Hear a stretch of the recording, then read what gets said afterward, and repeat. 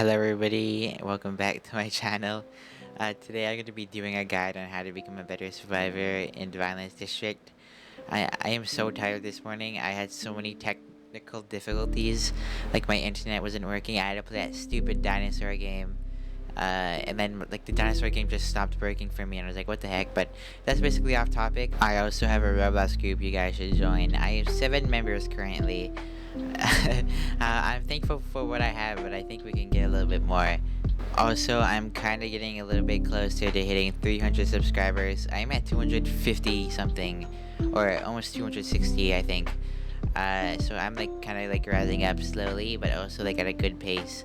Also, I don't have many examples because like of course I told you my internet was bugging and I was trying to get clips, but I literally couldn't.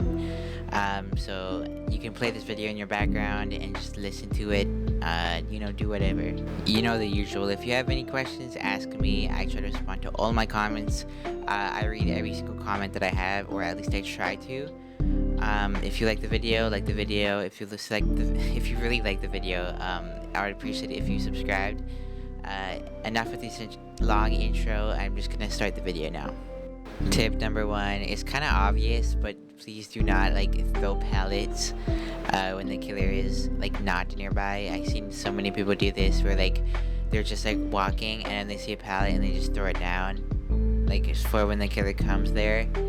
But the thing is, it's like when they're on the other side of the map and then the killer comes to that pallet, they could just destroy it and it just kind of wastes a pallet, you know? There's also another tip called 99%ing the exit gate. And what that means is like when you do all the generators and then the exit gate's open, and you start opening one, and like your teammate's on the hook or something, or about to be on the hook, you can like 99% it, like do the exit gate, but then wait until it's like an inch away from opening. So then when you put your hand off and then you rescue your teammate, you can go and open it instantly. I got a couple more tips. If you do get downed and the killer's after somebody else and they're like slugging you, what you can do is you can crawl over to a pallet, and basically what happens is if when the killer does go to pick you up, somebody can run over and toss the pallet on the killer, which makes the killer drop you. Or if you see somebody get downed and they are on a pallet, you can save them with the pallet too. Or if the killer has them picked up and they're walking and you know there's a pallet ahead, what you can do is you can like try to like go to the pallet, and then when you're like passing through the hallway, you can toss the pallet on them to make them drop the survivor. Or if you're using the flashlight or the gun of fate or whatever it's called, when the killer is picking up a survivor, you can shine the flashlight on the killer's face to make them drop the survivor and they will be blind.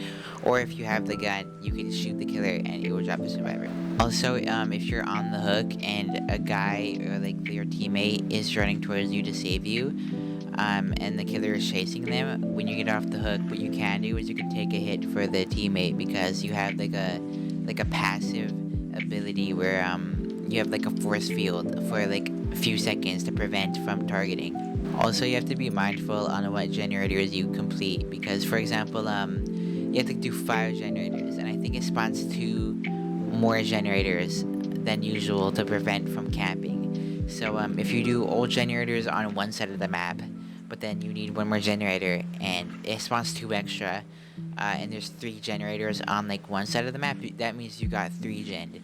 And that means when the killer goes to like do generator rounds, they can walk like really short distances. And if you like choose specifically what generators to do, and like for example, if you have 1 generator on one side of the map and the other one on the other side, and the killer has to go in between those, you can like wait, and then when the killer leaves, you can like start doing it, and then you could finish it before they come back. So because the long distance, right? But if you do get 3 gen and it's a short distance and they do generator rounds constantly, you might be cooked.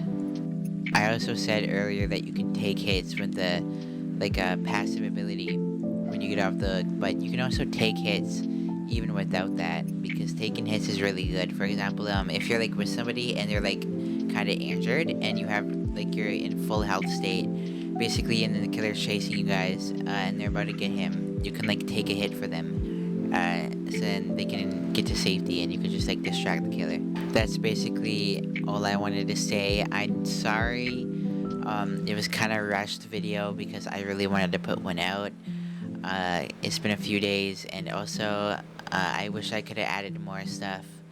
But I'm just like really tired, and I had so many issues with my computer today. It was so insane. If you guys enjoyed the video, leave a like, subscribe, uh, ask me a question in the comments if you want. Um, this is the end of the video, guys. See you next time.